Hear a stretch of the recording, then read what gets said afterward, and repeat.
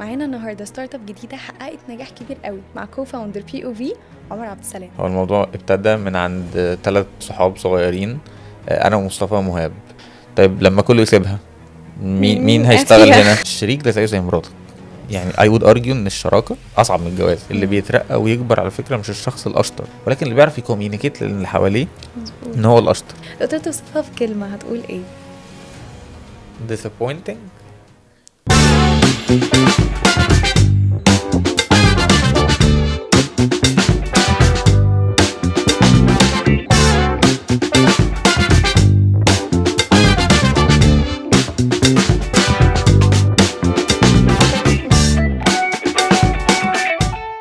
دي ابيسود جديده من بزنس في حكايه. معانا النهارده ستارت اب جديده حققت نجاح كبير قوي، عندنا منها انسبايرنج ستوري مع كوفاوندر POV عمر عبد السلام. اهلا بيك. اهلا، ازيك؟ ايه عامل ايه؟ الاخبار؟ الحمد لله all good. الحمد لله. طيب خلينا كده نبدا الموضوع. طبعا انا عارفه ان POV الفتره الاخيره ما شاء الله حققت عامه نجاح خطير، فعامه مرور بمراحل كتيره. من الاول انتوا لما كنتوا بادئين، بعد كده لما دخلتوا في شارك تانك برضو اكيد الموضوع عمل بومينج اكتر. احنا كده هنتكلم في كل ده ان شاء الله النهارده، بس خلينا نبدا الموضوع من الاول خالص ونشوف الجيرني بدات ازاي. يعني الفكره جات لكم منين؟ امتى قررتوا ان احنا هنبدا؟ اصلا كان في افكار تانية قبليها ولا لا؟ فخلينا نسمع الجيرني كده من اولها. اوكي. يعني دايما بحب ابتدي اي conversation زي دي بجمله واضحه كده بتبقى من الاول خالص. يعني دايما بحب اقولها، الا وهي ان هو الموضوع ما ابتداش من عندي انا. هو الموضوع ابتدى من عند 3 صحاب صغيرين، انا ومصطفى ومهاب.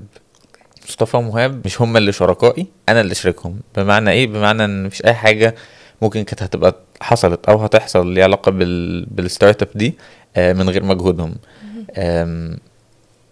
ده هيودينا لتوبيك تاني كده عامة بعدين، يعني اللي هو ازاي تختار التيم بتاعك، ممكن نبقى نتكلم فيها. بس البداية كلها ابتدت ان احنا ال3 كنا بنحب نروح الجيم. ولما كنا بنحب نروح الجيم كنا دايما بنحب نصور نفسنا. فانت عشان تصور نفسك في الجيم وانت بتتمرن محتاج ترايبود او رينج لايت او حاجة تقيلة عامة وكبيرة عشان تصور نفسك بيها. بالظبط. فساعتها احنا كنا بنفكر اللي هو لو احنا عايزين نصور نفسنا بحاجة تكون يعني مش شيلة كبيرة، تكون حاجة خفيفة تحط في جيبك وهكذا. ممكن تعمل ايه؟ فجي في دماغنا ان الجيم كله فيه حاجات ميتال، فايه اللي بيلزق على الميتال؟ فكرنا ان هو ممكن يبقى ماجنت. طب والماجنت ممكن يلزق على التليفون ازاي؟ ممكن يبقى بيلزق في ميتال هو كمان، فيبقى الميكانيزم لو عندنا حاجه ميتال في ماجنت في ميتال ممكن تلزق. فابتدينا من الاول ما كناش عارفين احنا هنعمل بيزنس، يعني ما كناش عارفين ان هو هتبقى حاجه كبيره، ما كناش عارفين ان احنا هنبتدي نكسباند بشكل مختلف والفيجن بتاعتنا هتبدا تتكون يعني as we go في الطريق نفسه. بس كنا بنجرب في الاول، بنكسبلور كنا يعني بنلعب. ايوه. لحد لما يعني طلع اول بروتوتايب، وبعد كده ابتدينا ان احنا نتحرك. اوكي. طب من الحته عامه ان انت فعلا عملت هايلايت عليها واحنا فعلا هنتكلم فيها، فكره ان انتوا 3 صحاب واجاس او انا اوريدي عارفه كمان ان انتوا من ايام المدرسه وانتوا اوريدي مع بعض. فالموضوع بدا معاكم ازاي في فكره انه احنا هنعمل بزنس بس هنكون كلنا مع بعض فيه؟ واصلا في ناس كتيره بتفكر انه انا لو هعمل بزنس لا انا هعمله لوحدي. في ناس تانية طب انا هعمل بزنس معايا ناس بس في نفس الوقت مش بحبهم قوي عشان ما اخسرهمش، علاقتنا ما تتاثرش. فانتوا فكرتوا في الموضوع ده ازاي؟ ما حسيتوش انه ممكن ياثر على علاقتكم حتى كصحاب؟ بصي، one thing I heavily recommend it's against what everyone says. do business with your friends, do business with your family, that's okay. يعني you need a certain level of trust. you'll definitely find that مع صحابك. الموضوع هيبقى تريكي جدا وهيبقى فيه ايموشنز كتيره وهيبقى رولر كوستر اصلا من كل الاتجاهات. ولكن انا معايا مصطفى ومهاب الاثنين، او انا اللي معاهم اكتشولي زي ما قلت لك في الاول. ده بيديني باور مرعبه وبيديهم باور مرعبه. يعني احنا مثلا احنا ال3، احنا مصطفى اكس ارامكس، فهو he handles everything related to shipping, logistics and production. مهاب he's a software engineer, he handles everything related to tech. He can build tech products, he can build physical products. كمان هو كان يعني I think مهاب اكس technical project manager في Orange. فهو beside the technical thing he knows how to get projects from scratch to point X.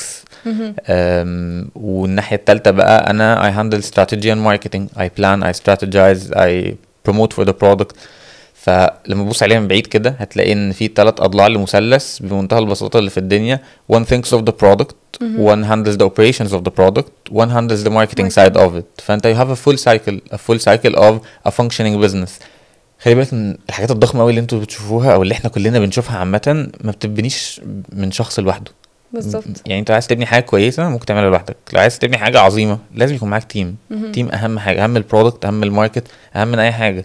يعني انت بتبص على ميتا وتفتكر مارك زوكربيرج، بس الحقيقه ان هو كان معاه كو فاوندرز، ما كانش يقدر لوحده. دايما بيبقى في حد متصدر في الوش كده، هو he's selling the company in front of the audience. بس at the core of it بيبقى فيه لازم يكون فيه تيم مرعب. لو عايز تبني حاجة that is of true greatness، يعني حاجة يبقى فيها value proposition للناس كبير قوي ما يقدروش يعيشوا من غيرها، لازم بتتبني من teams. عشان كده one thing also I heavily recommend في العشرينات بالذات، find like-minded people. يعني دور على الناس اللي بتفكر زيك، بتفكر شبهك وعندهم نفس الجولز بتوعك. يعني أنا ومصطفى ومهاب بدأنا بنexplore وبنلعب، بس احنا الثلاثة كان عندنا the same approach to life. احنا الثلاثة عايزين نبتدي شركة، وعايزين نبتدي شركة عشان نفس الأسباب اللي هي ايه، عايزين نعمل حاجة valuable، عايزين نعمل حاجة تكون فيها impact للناس، تساعد الناس في حاجة معينة. في أسباب تانية انت ممكن تبتدي عشانها business، بس أسباب trivial شوية. يعني مثلا عايز أعمل فلوس، ماشي it's okay، كلنا عايزين نعمل فلوس، حاجة مش حقيقية، هنختلف بس يعني. مش لازم تكون دي المين. يعني خليها جزء من الطريق بس. يعني انا واحده من الحاجات اللي انا بحبها يعني ان دوره حياه اي بني ادم ناجح في الدنيا، طبعا النجاح ده سبجكتيف من شخص للتاني، بس دوره نجاح معظم الناس الناجحه قوي يعني عامه في الدنيا تتكون من 3 مراحل. first you learn, then you earn, then you return. يعني من في عشريناتك من 20 ل 30 انت بتتعلم. actually انت بتتعلم من قبل كده، بس لحد 30 انت بتتعلم اكبر قدر ممكن في الدنيا. ومن ال 30 لل 40 you earn. يعني في الاول بتليرن، بعد كده you earn، تبدا ان انت بقى يكون في جزاء كويس، تقدر تقبض كويس، تقدر الاوبورتيونيتيز تفتح لك اكتر من اول الثلاثينات لحد الاربعينات. من اول الاربعينات لحد بعد كده بقى you return، بتشوف تبدا تعلم ناس، تبدا تدي الكوميونتي تاني، تبدا تركز على امباكت اكتر. يعني الناس اللي هتلاقيها ناجحه قوي دي هم بيتعلموا جامد قوي في الاول، وبعد كده بيبتدوا ان هم ياخدوا جزاء للي هم اتعلموه ده، وبعد كده بيحاولوا ان هم دايما يرجعوا، يعني يحاولوا ان هم يخدموا الناس تاني. ف 3 حاجات مهمين قوي يعني. بالظبط، وخصوصا ان هم بيكونوا وصلوا لمرحله هم بقى عندهم خلاص الاكسبيرينس اللي انا دلوقتي اقدر اديها لك. هم في الاول ما كانش عندهم دي، واكيد هم اخدوا من اللي قبلهم، فهي كلها عامه سايكل بتوصل It's an endless loop طبعا. بالظبط. طبعا عامه فكره ان انتوا كلكم كان هدفكم واحد وتفكيركم ودماغكم واحده، ما حدش فيكم جات له فكره اللي هو ايه انا خلصت جامعه طب ما يلا نسافر. يعني في عامه ناس كتيره قوي للاسف بالذات في السن ده بيبقى شايفين ان انا بدايه اي نجاح لا مش هعمله هنا، مش هعمله في مصر، مفيش opportunities حلوه، مفيش اي حاجه، احنا نسافر بره ونشوف الكلام على ايه. اوكي. فانتوا ما جاش في فتره في دماغكم الموضوع ده قبل حتى ما تبداوا اصلا POV؟ والله لا، يعني احنا لا. بس انا عارف ان انا لو قلت لك علينا احنا personally ده ممكن ما يهمش الناس تتفرج قوي، فممكن ناخدها من perspective الناس اللي بتتفرج نفسها. اي decision في الدنيا ليه part emotional و part logical. البارت الايموشنال طيب لما كله يسيبها مين هيشتغل هنا؟ طب بلاش، يعني ممكن ده تبقى حاجه ناشوناليستيك قوي، اللي هو انت بتقول كده عشان انت عندك حاجه شغاله يعني. بس الناس اللي ما عندهاش حاجه شغاله تعمل ايه؟ وانا ايه اللي يجبرني ان انا اقعد هنا اصلا؟ وانا مالي اصلا بالقصه دي؟ اوكي. يعني ايه اللي يخليني اعمل كده؟ اللي يخليك تعمل كده من منطلق لوجيكال بقى. تمام. دلوقتي احنا بنعيش في دولة developing، يعني مصر بتحاول ان هي تتقدم بس لسه احنا مش developed، احنا مش ألمانيا ومش سويسرا ومش امريكا. ده معناه ايه؟ معناه ان احنا عندنا فرص كتير ان انت تحسن حاجات كتير عشان الوضع مش مثالي. فلما يبقى الوضع مش مثالي ده معناه ان في مشاكل، والمشاكل بتعوز حلول، والحلول لو اتقدمت في هيئة منتج او خدمة تقدر تاخد قدامهم فلوس. فده بيفتح لك انت في طريقة التفكير ابعاد كتير قوي. انا عندي مشاكل كتيره قوي، لو قدرت احل واحده بس منهم من خلال منتج او خدمه اقدر اخد فلوس من قدامها. طب انت لما تروح المانيا مثلا او سويسرا، طب ما هو الحياه احسن، فالمشاكل اقل، فالمنتجات اللي بتحل المشاكل دي موجوده، عشان كده الحياه احسن. بشكل منطقي دي نقطه تخليك بالعكس تكون عايز تقعد هنا تبتدي هنا. طب ايه نقطه تانية؟ انه انت عارف الكالتشر، انت عارف الناس بتبيهيف ازاي، انت عارف الناس بتفكر ازاي، انت عارف الاماكن، انت عارف ايه اللي بيقنع الناس وايه اللي ما بيقنعهمش، انت اتليست عندك درايه بالثقافه نفسها عامله ازاي. نقطه تانية عقلانيه تخليك تبتدي هنا احسن ما تبتدي في حته تانية، او في نقط كتير نيجاتيف بس في نقط كتير برضو بوزيتيف انكلودنج الاثنين اللي انا قلتهم دول. طب ده بشكل عقلاني، بشكل بقى عاطفي في شويه ايموشنز. يعني احنا كلنا شايفين دلوقتي اللي بيحصل في غزه، يعني اللي هو الناس بتطلع بره ارضها بالعافيه، فانت عندك ارض مش احسن حاجه في الدنيا، اجريد والله اجريد 100% مش احسن حاجه في الدنيا، بس هي اوحش حاجه فيها هي البني ادمين اللي فيها. فاحنا لو حاولنا ان احنا نحسن من نفسنا ونحسن من اللي احنا بنعمله لبعض، مش كلام انشا يعني والله، لا مش لا كلام انشا يعني. بجد عندك حق. اكزامبل على ده، انا عندي برودكت دلوقتي في الشركه اسمه بي او في جلاسي. البرودكت ده بيتصنع في الصين بقاله سنين، وهو بيتصنع في الصين كمان وبيتصدر للعالم كله. بجد في مشاكل، برودكت فيه مشاكل، احنا خدناه وجبناه وعشان هو بيساعد الكونتنت كريتورز قوي، وبقالنا 7 شهور بنحاول ننتجه هنا في مصر.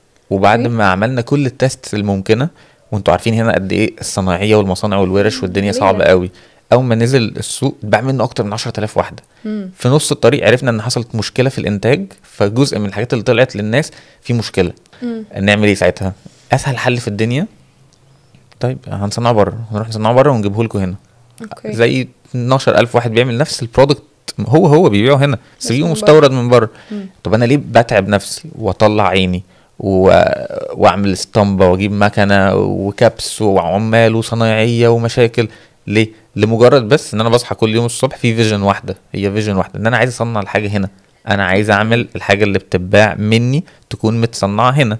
وليه لا ات سام بوينت لو انا قادر اصنعها كويس ان انا ابدا اكسبورت اصلا لبره. فلازم يكون في حاجه بتحركك اكبر منك ايا كانت هي ايه، بس تكون اكبر منك. يعني ما تكونش بتصحى تجري ورا حاجه مش عايز اقول تافهه يعني، بس تبقى حاجه ذات قيمه، فانت قادر ان دي تموتيفيت يو فتكمل وراها، حاجه بتحركك. يعني حاجه انت تقدر وانت بتتكلم عنها تحس ان انت في سبارك في عينك، تحس ان انت عملت امباكت، في فاليو طالعه منك. مش احسن حاجه فكره البرودكت نفسه ده مش احسن حاجه، وكل البرودكتس اللي بنطلعها لما تيجي تقارنها بحاجه متقفله في الصين او في امريكا ديفينتلي التقفيل بره احسن.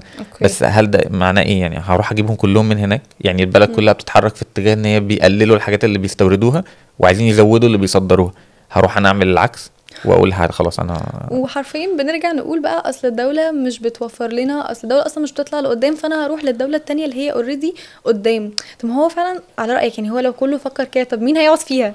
مين هيخليها تتقدم وتكمل وتدي فرص؟ هو ممكن والله انا متفاهم ان ده ممكن يبقى كلام بالنسبه لناس كتير، اللي هو انا شخصيا انا مالي بكل ده، انا عايز عيشه كويسه وبس.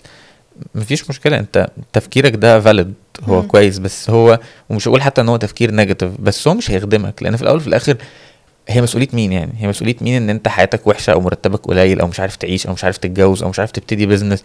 يعني كونك مش قادر على ده هي مسؤوليه. في حد يجي يلحقك؟ يعني في حد مهتم بيك او يعرفك اصلا او مهتم بحياتك؟ لا.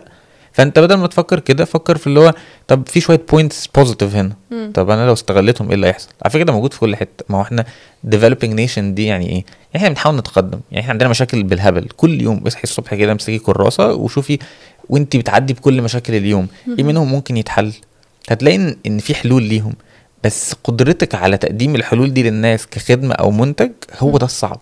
بس انت تتحرك وتعمل وتجرب وخد شوت، يعني خد شوت. مثلا انت يعني لو ما خدتهاش في عشريناتك بالذات هتاخدها امتى؟ او في عشريناتك وثلاثيناتك؟ على قد ما هتتعب في العشرينات على قد ما هترتاح بعد كده. مش عايز تتعب دلوقتي فيش مشكله، بس هتتعب بعدين وهتفضل تتعب لحد اخر يوم في عمرك. يعني حرفيا هيبقى حاططها كانها بقى هي الشماعه بالنسبه له. ما انا من داي 1 اصلي ما كنتش لاقي فرصه بتاع، هو ما سعاش مثلا وراها، ما حاولش هو ممكن يكون بيسعى على فكره، ممكن يعني ممكن تكون انت بتشتكي على فكره وانت معاك حق في حاجات كتير قوي. يعني ممكن تكون انت عايز اقل حقوقك في الدنيا، عايز اشتغل 8 ساعات واروح انام ساعتين وانزل مع اصحابي، ايه المشكله في كده؟ حاجه بسيطه على فكره ما فيهاش مشكله. بس انت لو عايش في الدول الاسكندنافيه، يعني لو عايش في السويد او في سويسرا فيهاش مشكله، تمام، هتقدر تعيش العيشه دي. انت ربنا ما خلقكش هناك، خلقك هنا. هل انت يعني استخبط دماغك في الحيطه؟ يعني طب ما خلقكش في الصومال برضو بالظبط، يعني في حاجات كويسه. فانت يعني مش هتعرف تشتغل 8 ساعات دلوقتي وتتجوز، بس هتعرف تعمل ايه؟ تشتغل 15 ساعه دلوقتي عشان لما تتجوز كويس. يعني الاتنين موجودين، وهتلاقي الاتنين بيطلعوا من نفس البيت على فكره، وبيفكروا تفكير مختلف تماما، وبيتعرضوا لنفس التربيه. بس انت ومخك، شوف انت يعني اكبر اسد بالنسبه لك في حياتك هو المايند سيت بتاعك ومخك. طب واوحش حاجه ممكن تبهدلك في دنيتك برضو مخك. شوف يعني choose your heart زي ما بيقولوا. عايز يعني شوف ايه اللي هيبقى تمام معاك ومناسب معاك اكتر، وميك يور تشويس بقى حرفيا. انت عندك ده وعندك ده، وعيش معاه. يعني make your choice وعيش معاه. يعني عايز تتعب في انك يكون نفسك في الاكل وما بتاكلوش عشان ما تتخنش، تمام. عايز تتعب ان انت بتاكل اللي انت عايزه بس انت 100 كيلو، اتعب برضه عشان شكلك مش عاجبك. يعني whatever decision خده، بس يعني حاول ان انت ما ترميهوش على ناس تانية. يعني ما ترميش الموضوع على ناس تانية، عشان ساعتها هتلاقي نفسك انت الفيكتيم في الاخر. يعني مش ما حدش هيجي ينقذك في الاخر يقولك والله انت كنت صح. طب خلينا نرجع لحته الشغل اكتر. انت اوريدي كنت اتكلمت في شارك تانك، او انتوا 3 كمان، مصطفى ومهاب معاك، في حته ان انتوا سنس يكون معاكم انفستر، انتوا خلاص هتسيبوا الشغل اللي انتوا اوريدي شغالين فيه وهتهتموا اكتر بي او في، تركزوا معاه حرفيا اكنه هو ده الفول تايم جوب بتاعتكم. طب خلينا نتكلم اكتر في الحته دي. انتوا ايه البوينت اوف فيو بتاعتكم؟ حرفيا هي بوينت اوف فيو بقى في فكره ان انتوا لو في انفستر هنعمل ده، او هنسيب الشغل وهنبقى خلاص متفرغين بشكل كامل للبروجكت بتاعنا. ولو ما فيش انفستر بنسبه كبيره كنتوا ممكن تكملوا اوريدي انتوا تبقوا بالانس ما بين الاثنين، ولا برضو at some point انتوا كنتوا هتسيبوا الشغل بتاعكم ولا خلاص احنا هنتفرغ بس البي او في؟ بص، كل واحد ليه التزامات في الدنيا، فاجابه السؤال ده بالنسبه لكل بني ادم هتختلف. ولكن بالنسبه لنا احنا في حالتنا، احنا حاليا على فكره ما عندناش انفسترز. يعني احنا بعد الحلقه بتاعت شارك تانك we apologized respectfully we parted ways يعني خلاص we parted ways وما كملناش الديل. وكان عندنا فرصه نخش مع انفسترز تانيين وما عملناش كده. يعني احنا دلوقتي لوحدنا بس we're doing super well، واحنا الثلاثه سيبنا شغلانتنا على فكره. we're doing super well الحمد لله. يعني رزق ربنا جامد قوي، اكبر بكتير من البروجكشنز اللي احنا كنا حاطينها. بس في الاول في الاخر ده بيعتمد على الريسك ابيتايت بتاعت البني ادم. يعني انت تقدر تعيش قد ايه تحت ضغط.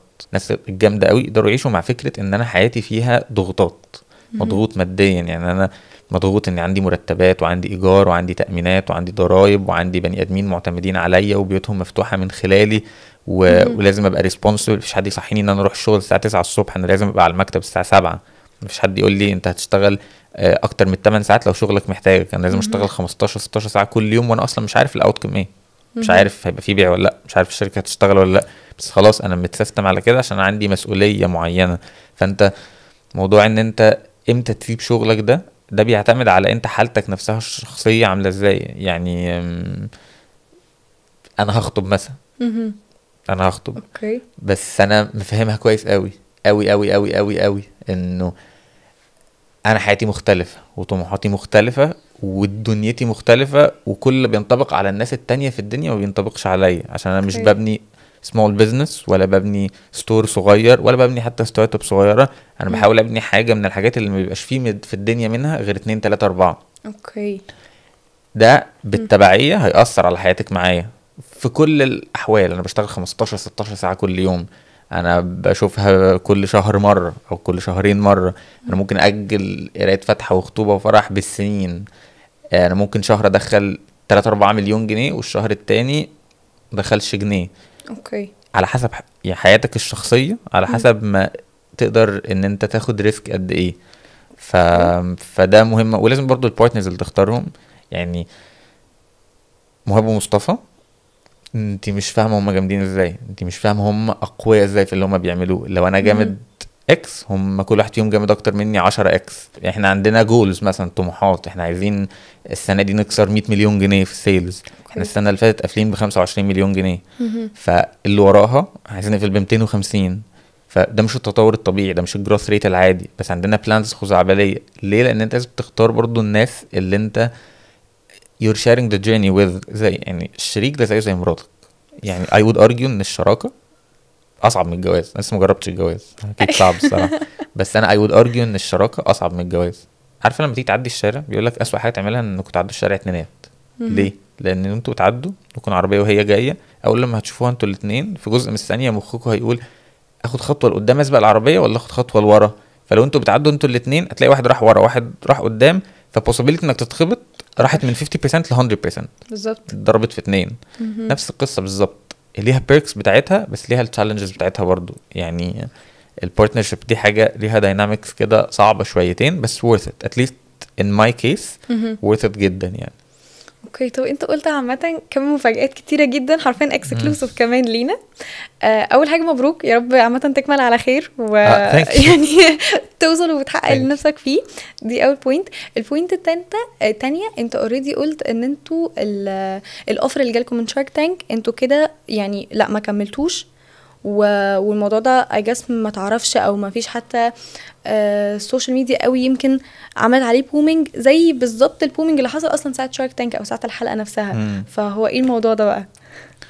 والله بصي، هو الناس ممكن تكون مش عارفه طبيعه الانفستمنت دي بتبقى عامله ازاي. يعني انت لما يبقى عندك شركه وعايز تكبرها، قدامك طريق من الاثنين، يا دات يا اكويتي. دات تروح تاخد فلوس من البنك وترجعها للبنك بفايده. ده مش اوبشن موجود قوي لمعظم الشركات الصغيره، لان الشركات الصغيره ما بتبقاش بانكبل. يعني ايه بانكبل؟ يعني مش مؤهله ان هي تخش البنك وتستلف فلوس.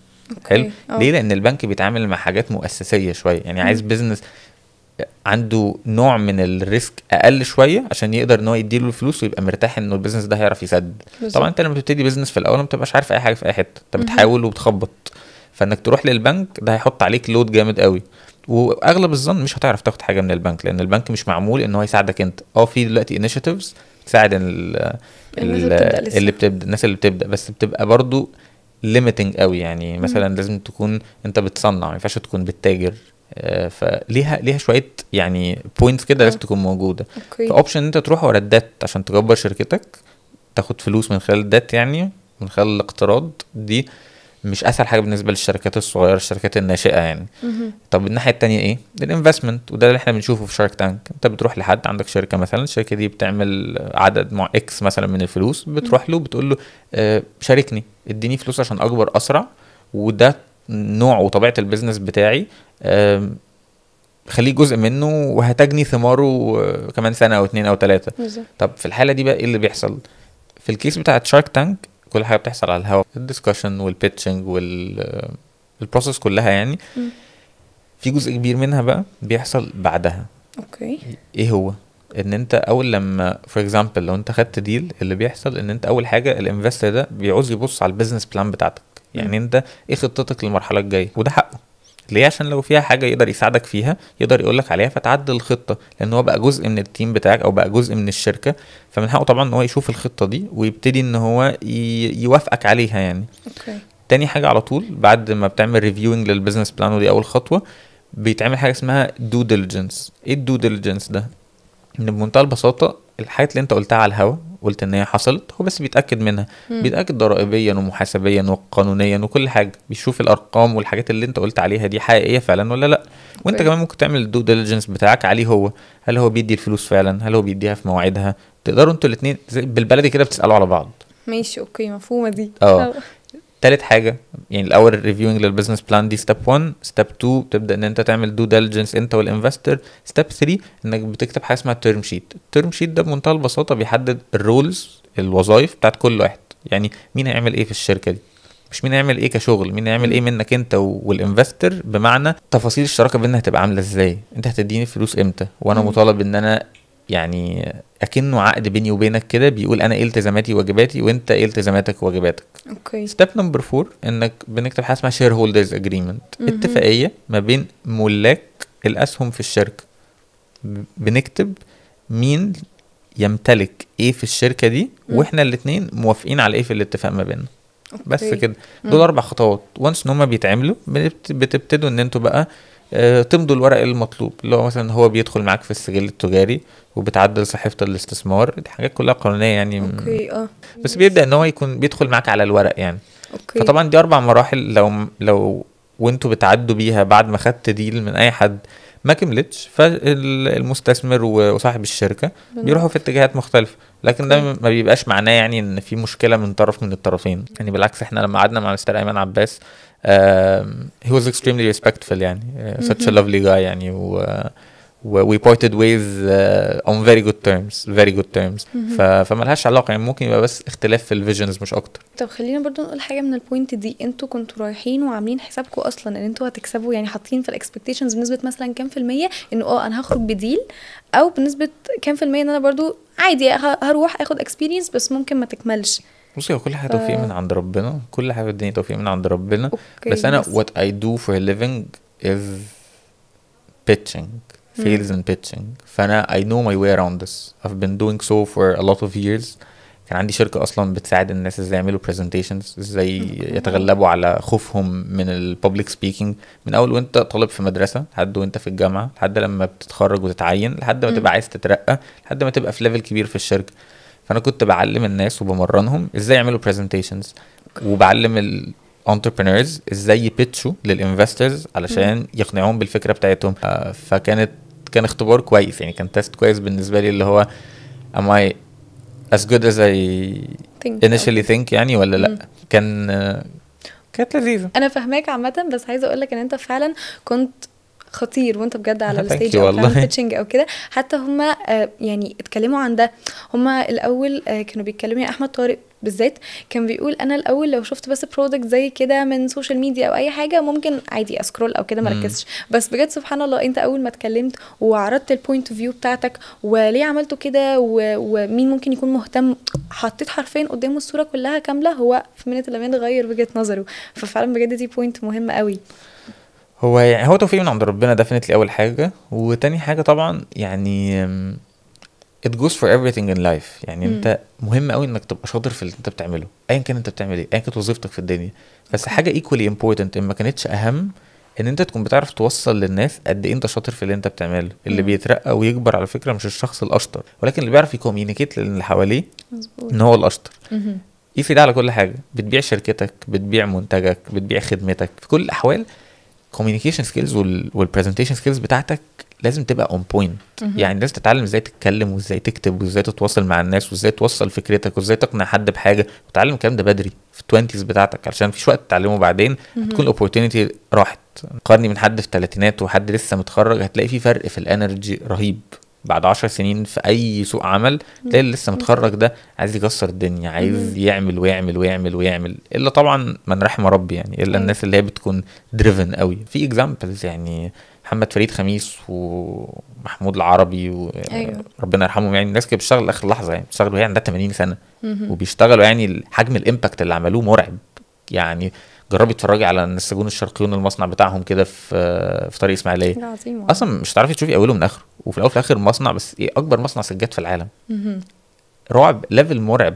ازاي تبقى بني ادم واحد قادر ان انت من وراك يشتغل عشرات الالاف من البشر بجد، وحتى بعد ما تموت. الناحيه التانية يعني حاجه محمود العربي لحد دلوقتي يعني العربي ما بقاش لوكال براند، مش ستور صغير، مش ستارت اب، شركه ضخمه، شركه ضخمه وعلامه من العلامات القليله اللي احنا بنقول عليها ان هو منتج متجمع محلي او متصنع في مصر. فالديبندز على انت والمايند سيت بتاعك عايز تروح لحد فين. يعني انتوا ما حسيتوش بفرق فكره ان انتوا ما دخلش معاكم انفستر او كده؟ يعني اكيد انتوا كنتوا داخلين حاطين ولو حتى 10% انه احنا ان شاء الله هننجح، ان شاء الله ناخد اوفر لذيذ، فاكيد كنتوا حاطين اكسبكتيشنز ان انتوا هيكون معاكم انفستر. الانفستر ده اكيد هيبقى ليه دور كبير في ان هو يعني اقل ما فيها مثلا ان انتوا تاخدوا منه اكسبيرينس، حتى بعيدا حتى الفاينانشال او كده، بس اكيد اكسبيرينس، سكيلز، نتوركينج، اكيد كان كل ده هيأثر. فقصدي ان انتوا ما حسيتوش مثلا ان انتوا لو اهلا كده ندمتوا ان انتوا لا، ان الديل كان اوف وما كملش، ان ما بقاش فيه انفستور اوريدي دخل معاكم بعد ما كنتوا مخططين لده؟ لا يعني بس انا حكيت لك عن مصطفى مهاب، يعني levels the way I see them، يعني levels مرعبة بسم الله ما شاء الله عليهم. they're extremely competent، يعني they know what they do و في الاول وفي الاخر يعني definitely اي حد كان هيدخل معانا كان هيبقى ليه value، كان هيقدر يقدم قيمة. بس ده مش معناه ان انت مش هتقدر ان انت تعمله من غيرهم. يعني في الاول وفي الاخر برضو لو في صفة واحدة هي اللي بتفرق اي انتربرينور بينجح من واحد لا هي الريزيلينس. قد انت رخم وغتت ومقرف مع الدنيا. في انفستر تمام، مفيش انفسترز تمام، في فلوس تمام، مفيش فلوس تمام، لوحدك تمام، معاك بارتنرز تمام، برودكت شغال تمام، عارف هتعمل ايه بكره تمام، مش عارف تمام، محتاج فلوس ومعاك فلوس تمام، محتاج فلوس ومعاكش فلوس برضو تمام. لازم تكون اللي هو عندك مايند سيت كده اللي هو هتخش في الحيطه وخلاص. بالظبط. ايه اللي هيحصل هتتصرف. فديفينتلي كان في expectations بس اتس اوكي يعني بيهم من غيرهم اتس اوكي. ماشي. طب خلينا نتكلم في حته ان انتوا وانت بالذات حتى كنت بتاكد قوي بتهايلايت على فكره ان انا اصلا عشان ابدا البيزنس بتاعي مهم قوي ان انا اكون مهتم ان يكون معايا مثلا محاسب قانوني ومحامي، عشان بجد البوينتس اللي هم بيهتموا بيها اكيد يعني احنا حتى لو احنا شاطرين او فاهمين كويس اكيد مش هنبقى اوير بكل حاجه، ما حدش بيبقى اوير في كل حاجه. فانت بجد كنت بتهايلايت قوي على البوينت دي عشان احنا بعد كده ما نتسوحش، يعني انت لازم صح. تبقى بادئ صح علشان بعد كده ما تتسوحش. طب انتوا ما حسيتوش في فتره ان انتوا محتاجين يكون معاكم ده حتى as a partner مثلا او كده؟ يعني انتوا اكيد اوريدي عندكم المحاسب القانوني بتاعكم والمحامي، بس وانتوا في البدايه ما كانش عندكم احساس لو احنا مثلا ناقصنا يكون معانا حد اوريدي في الفيلد دي؟ دي مش حاجه انت محتاج تركز عليها قوي في الاول. انت محتاج بس انك وانت بتبتدي ورق الشركه بتاعك، يعني وانت بتعمل سجل تجاري وبطاقه ضريبيه، وانت بتعمل ده ممكن يعمله لك محامي، ممكن يعمله لك محاسب قانوني. الاحسن ان هو يعمله لك محاسب قانوني. ليه؟ عشان هو بيختار نوع الشركه نفسه بناء على بعد كده التسهيلات الضريبيه الممكنه بناء على نوع الخدمه او المنتج اللي انت بتقدمه. أوكي. هو بيبقى علشان تقدر ان انت تبقى ماشي ضرائبيا بشكل مظبوط بيقدر يقولك على نوع الشركه اللي انت المفروض تبتديها او اللي انت المفروض تخلقها. فهو بيكون عنده درايه اكتر شويه في الحته دي من المحامي. انا مش بقارن ما بينهم الاثنين مين احسن من التاني، انا بقول بس ان اللي يعمل لك الورق في الاول لو المحاسب القانوني احسن من انه يكون المحامي. أوكي. علشان خاطر هو عنده الجزء الضرائبي زياده. فعشان توفر على نفسك حاجه قدام ممكن تدفع فلوس عشان تغيرها. اوكي. دي بوينت مهمه بجد قوي، يعني انت برضو توضح حاجه زي دي انه اصل بجد مش كل حد بيبدا بيبقى عنده كل النوليدج دي في كل حاجه، فان احنا بجد برضو نوصل لهم حاجه زي دي بجد طبعا مهم. بس قوي. يعني حتى لو ما عندكش كي تيك اواي المهم ان انت تكون عارفه، يعني انت ابتدي وخلاص. ابتدي والله ارمي نفسك في البحر، مش فارقه عارف مش عارف متاكد مش متاكد.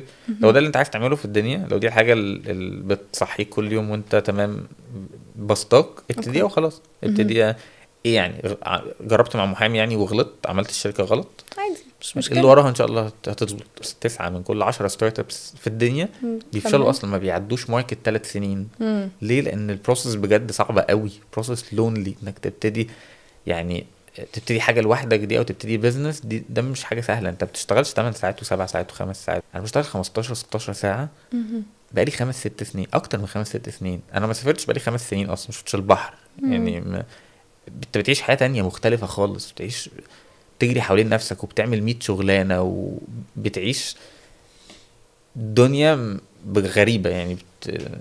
انا كمان عايز اقول لك اصلا ان في ناس كتيره بتبقى دايما التفكير بتاعها بصراحه بشوفه بيبقى محدود شويه. هي تقول لك ايه، انا ما بحبش فكره ان انا اكون موظفه وحد يبقى فوق راسي وحد يقول لي اعمل ايه وما تعمليش ايه، خلاص انا هفتح بزنس واكون انا صاحبه الليله. عامه انا بشوف ان الموضوع ده بالظبط زي ما انت كنت بتتكلم، هو مجهد اكتر وبيبقى عليك لود اكبر بكتير من انت تكون مجرد امبلوي وحد اوريدي بيليد الموضوع، وان انت بس بتأدي دور اللي انت بتلعبه او بتعمله. بجد ما فيش مقارنه، ما فيش حاجه اسمها انا عايز ابتدي بزنس علشان انا مش عايز اشتغل موظف. ده مش سبب. هو مين قال ان اللي بيبتدي بيزنس ده احسن من الموظف؟ مين قال كده؟ يعني مين قال ان هو حتى شخص قادر اكتر من موظف؟ في موظفين انا ما اجيش ربعهم اصلا. يعني هو انا اقارن بتيم كوك مثلا ولا اقارن بسي او جوجل؟ مفيش فرق طبعا مرعب في الامكانيات والقدرات وكل حاجه. مفيش حاجه اسمها ان اللي بيبتدي بيزنس ده احسن من الموظف. مفيش حد احسن من التاني. انت عايز ايه؟ انت عايز ايه في الدنيا؟ تقدر على ايه؟ طموحك ايه؟ ايه اللي بيحركك؟ دي كلها حاجات كويسه. بس ان انا عشان مش عايز ابتدي، مش عايز اشتغل عند حد، مش عايز حد يقول لي اعمل ايه وما تعملش ايه. لا، ما انت لما تشتغل عند نفسك هتبقى انت موظف برضه بس عند نفسك. هتصحي نفسك بالعافيه وهتقول لنفسك تعمل ايه وهترغمها حتى لو انت مش عايز. هتقعد في مواقف هتكره حياتك فيه. جرب ارفد بني ادم مره كده مثلا، هتحس باكتر احساس سيء في الدنيا. جرب يبقى عندك مرتبات لازم تطلع وناس فاتحه بيوت وانت البيع ما مشيش زي ما انت عايز، فانت مش عارف تستلف منين عشان تستلفت اخر شهرين 3 4 5 6. جرب انك تحكي للناس اللي الشركه رايحه فين كمان 10 سنين وتبقى متاكد من ده وحاطط روحك كلها فيه. والناس مفيش. بتقول لك انت اللي انت شايفه قدام ده مش موجود اصلا. انت بتضيع نفسك وبتضيع الناس معاك. عيش بقى مع الكلام ده كله. مفيش مشكله انك تبقى موظف، على فكره الموظف دي مش كلمه عيب يعني، بالعكس انت دي لو حقيقة. موظف شاطر بتقدم فاليو للي حواليك ولشركتك وللناس، انت عايز ايه اكتر من كده في الدنيا؟ يعني في الاول وفي الاخر ايه، ما يعني اغلب الناس 99% من الناس عايزه ورك لايف بالانس. يعني احنا بنشتغل عشان نعيش ولا بنعيش عشان نشتغل؟ المفروض ده الكونسبت يبقى بتاعهم بجد. فانت لو قادر ان انت تشتغل كويس عشان تعيش كويس، عايز ايه اكتر من كده؟ طب ما ده كويس اهو. انما الناحيه التانية خالص بقى دي بتاعت ان انت تبتدي حاجه، يعني ما ينفعش السبب بتاعي يكون عشان مش عايز ابقى موظف، ده مش سبب يعني. انت تبقى موظف بس عند نفسك يعني. فاهمك. طيب ممكن برضو نوضح حاجة كده بسيطة بس بحس ناس كتيرة بتتلخبط فيها. الفرق ما بين سمول بزنس وستارت اب. في ناس كتيرة بتقولك على سمول بزنس هي ستارت اب والستارت اب هي سمول بزنس، بس هما مختلفين. بص يعني بقالي 4 سنين بدرس entrepreneurship. بدرس entrepreneurship في الجامعة البيزنس ستودنتس. كنت بدرس في بي يو اي وانا اصلا اتخرجت من هناك، ودلوقتي بدرس في كوفنتري سكول اوف بزنس في العاصمة. ودي ده يعتبر اول توبيك في اول كلاس entrepreneurship عامة، اللي هو ايه الفرق بين سمول بزنس وستارت اب. من الاسم كده تقدر تعرف الفرق ما بينهم. سمول بزنس هو بزنس بيبتدي حجمه صغير بس ما يبقاش عنده اي مشكله ان هو يكمل حجمه صغير برضه. طب هو البنك المركزي بيعرف السمول بزنس اصلا ان هو اي بزنس بيعمل اقل من 250 مليون جنيه في السنه. انت لو بتعمل 250 مليون جنيه في السنه انت في نظر الحكومه انت ستيل سمول بزنس. حلو كده. طيب مش ممكن تكون انت عندك سمول بزنس وسمول بزنس ده ناجح وشغال وانت مش عايز تكبره؟ ده اللي بيطلق عليه سمول بزنس، اللي هو بزنس شغال وكويس وبروفيتبل، زي الحلاق، زي السوبر ماركت، زي المحلات اللي انت بتشوفيها البوتيكس مثلا. دول بيعملوا اكيد اقل من 250 مليون جنيه، بس ده مش معناه ان هم مش بيكسبوا. انت ممكن تكون بتعمل 50 مليون جنيه بتكسب منهم 20 او 10. هل ده معناه انك كده شركه فاشله؟ لا، انت كده كويس. فانت ده سمول بزنس. طب ستارت اب بقى معناها ايه؟ ستارت اب مش معناها شركه لسه بتبتدي. ستارت اب معناها شركه بتستارت وهي عندها بلان ان هي تبلو اب. يعني ايه؟ يعني عندها جروث بلان ضخم قوي. هبتدي النهارده صغير، كمان شهر هبقى اكبر، 3 شهور اكبر قوي، 6 شهور اكبر قوي، سنه اكبر جدا، وهكذا. يعني لو انت بتبتدي، عشان نقدر نفرق ما بينهم، يعني لو انت بتبتدي عندك خطه ان انت تطير وتكبر قوي قوي قوي كده انت بتفتح ستارت اب. طب لو انت عندك خطه ان انت تبقى تبني بيزنس كويس بس انت ما تكبرش الليفل كبير قوي، تخلي الموضوع محدود كده، انت سمول بزنس. طب الستارت ابس دي دايما بتتقال على الحاجات اللي فيها تكنولوجي. ليه؟ عشان الحاجات اللي فيها تكنولوجي بيبقى اسهل بكتير قوي ان هي تكبر بشكل سريع اكتر من الحاجات اللي بتبيع برودكتس. ليه؟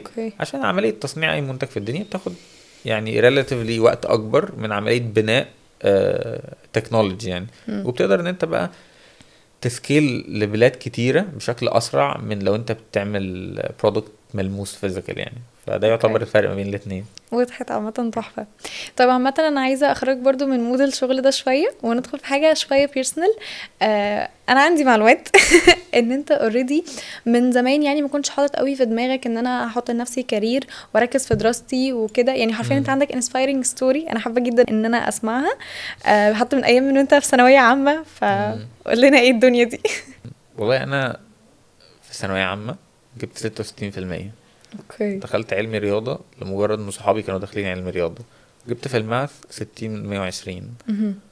ومكانش عندي اي بلانز ان انا اعمل اي حاجة يعني. ما كانش في دماغي اصلا، ما كنتش مهتم باي حاجة في الدنيا غير سيزن بتاع الساحل كل اخر سنة. ما كانش فارق لي ان انا ادخل جامعة، وتقريبا 3/4 الجامعات اللي قدمت عليها كلهم ما كانوش بيردوا عليا اصلا، مش ما كانوش بيرفضوني يعني. لحد ما بالصدفة الشديدة دخلت واحدة يعني انا عشان هبقى بايست ليها يعني، بس انا بالنسبه لي هي واحده من احسن الجامعات في مصر يعني. وبدات رحله تحول كده. انا الصراحه مش عارف هي حصلت ازاي يعني. كل اللي اعرفه ان المنتور بتاعي كان ليه دور كبير قوي فيها. واي اندد اب بعدها ب4 سنين ان انا كنت الاول على الميجر بتاعي ومن اوائل الدفعه بتاعتي. وبعد كده عملت ماسترز في انتربرينوريال ماركتنج، خلصت اشتغلت مع اليو اس ايد اللي هي المعونة الأمريكية كده. اشتغلت مع جايكا اللي هي المعونة اليابانية. كده أوكي. فتحت اول شركه ليا، ان شاء الله. وبعد كده فتحت تاني واحده، وبعد كده الحمد لله احنا دلوقتي بنكبر، يعني عدينا 20 موظف. بنجنريت annual sales اكتر من 25 مليون جنيه في السنه. آم، انا بحس صراحه احساس غريب لما بحكي القصه دي، عشان انا مش بحس ان انا، يعني ان انا ده عارف ان انا. هي بتبقى بالنسبه للناس بيفور وافتر، بس انا مش حاسس ان انا في الافتر، يعني مش حاسس ان في حاجه حصلت اصلا. مهم. فالبلان اكبر بكتير يعني، او المايلستونز اعنف بكده، اعنف من كده بكتير. و و10 سنين من دلوقتي هوبفلي الموضوع حتى ما يبقاش في نفس الليفل، يعني هوبفلي الموضوع يبقى في multiplies 50 60 80، مش عارف، اي هوب نشوف عامة يعني. زيك بالظبط. مم. يعني اتمنى بجد والله ان انت توصل لنفسك فيه. طيب اسالك سؤال، بانك انت بالذات بقى في حته الماركتنج ان قوي، وده اوريدي الميجر برضو ليك. انت شايف لو انا مثلا عندي البيزنس بتاعي الاحسن ان انا يبقى ليا تيم الماركتنج ليا، مم. ولا ان انا برضو عشان اخد من الاكسبيرينس او كده فاروح ماركتنج ايجنسي كبيره وهي اللي تمسك لي الشغل بتاعي تبقى من بره؟ extremely subjective، بيختلف من business للتاني، بيختلف من situation للتاني. في حاجات ثابتة، في حاجات ثابتة جدا، ولكن في الأول مثلا أنت مش هتعرف، مش هيبقى عندك قابلية لأنك تروح لإيجنسي ولا إنك تعين حد، فهتعمل كل حاجة بنفسك. بس في حاجات ثابتة ممكن ناس مم. كتير ما تعرفهاش، بس هي حقيقة. يعني مثلا البرفورمانس ماركتنج ده أشبه بالسحر. مم. يعني process إنك تبيع حاجة أونلاين using performance marketing، this is extremely underrated، extremely underrated. يعني مم. أنت لو بتعرف تتعلم حاجة زي كده، يعني خد كورس ميديا باينج، اوكي. خد كورس، هتلاقي نفسك فتح لك ابواب مرعبه، مم. مرعبه. في حاجات تانية برضو ثابته جدا، يعني influencers بياخدوا فلوس كتير قوي قوي قوي قوي قوي قوي for a reason، for a reason. يعني مم. هم بيعتبروا تيكت الاكسبانشن سريع جدا بالنسبه لك، ان هو يدوك اكسبوجر عاليه واويرنس عالي، وبيساهموا في البرفورمانس بشكل كبير قوي قوي يعني. وفي الاول من اكتر حاجات الاندر ريتد في الدنيا برضو when it comes to marketing، او حتى ان انت تبتدي حاجه، ان انت تكون ريسورسفul وتقدر تبوت ستراب. يعني ايه الاتنين دول؟ يعني ان انت تبقى بالبلدي كده بتعرف تمشي دنيتك. يعني انا مش لازم لي مايك عشان اعمل فيديو، لما اعمل كونتنت ماركتنج هعمله عادي باقل الامكانيات الممكنه. ففي الاول يعني انت ما تختارش ايجنسي وما تختارش تعين حد، اعمل حاجه بايدك الاول. يعني اوكي. اعمل الحاجه بالذات اللي انت بتفهم فيها، اعملها بايدك، عشان لما يجي حد يعملها تبقى انت عارف هو بيعمل ايه كويس. مم. هيفضل في حاجات انت مش هتعرف تعملها، انت مش بتاع كل حاجه في الدنيا، فتجيب بالظبط. حد متخصص في ان هو بيعملها. لما مم. الدنيا تكبر منك شويتين، تحس ان الدنيا بتكبر، بس take into consideration ان انت you don't rise to the level of your goals، انت you fall to the level of your systems. مم. يعني انت شطارتك في ان انت بتعمل سيستم بيكون شغال كويس، وبتحط البني ادمين ان هم يبقوا ايجنتس بيشتغلوا جوه السيستم ده. انما لو مم. انت بتعمل حاجه وناجحه وكويسه بس انت جزء منها عشان هي ما بتمشيش من غيرك، طبعا انا برضو ستيل انت موظف عند نفسك. بالظبط، نرجع لنفس البوينت حرفيا. فهتفضل مم. بتشتغل 15 16 ساعه زي كده لحد ما تحس ان انت جسمك بيروح منك يعني. طيب لو في الاخر كده تقدر توصف الجيرني دي كلها اللي انت حرفيا شايفها قدام عينك كده بتمشي، لو تقدر توصفها في كلمة هتقول ايه؟ disappointing. يعني هي depends برضو على الشخص. يعني بالنسبه انا شخص عنيف جدا مع نفسي، يعني عنيف مم. جدا بطبعي، يعني اللي هو يعني مش احسن حاجه في الدنيا يعني. بس انا شخص بيعاقب نفسه جامد جدا لو مش بيبرفورم، لازم مم. ياتشيف عشان يحس ان هو ليه قيمه في الدنيا. اوكي. فالبلان كانت اكبر من كده بكتير، الحمد لله طبعا على كل حاجه. بس هوبفلي باذن الله، يعني باذن الله الاخطاء اللي حصلت ما هتتدارك تحصلش بسرعه، تاني. والجروث بلان اللي محطوطه نقدر ان احنا اقدر ان انا يعني افولو احسن، مم. وربنا يعني يوفقني اكتر شويه يعني ان شاء الله. يا رب بجد بنتمنى لك كل خير، وحقيقة مبسوطة قوي ان احنا موجودين ثانك يو والله، النهارده. مين زلط يعني، بجد انبسطت احنا اكتر، واتمنى مثلا كان برضه يبقى مصطفى ومهاب معانا، يعني بجد والله. انا سلمنا عليهم كمان جدا. فبجد شكرا وفتنا كتير. اي هوب ان شاء الله ان الابيسود اللي جايه تكون معانا برضو فيها، باذن الله. وكمان عملت نجاح اكبر واكبر. ثانك يو والله، شكرا. شكرا ليك والله. يعني it was a pleasure، شكرا جدا والله. شكرا يا عمر. كده خلصنا الابيسود النهارده، خليكم معانا في اكتر من ابيسود عشان تشوفوا اكتر من inspiring story. باي.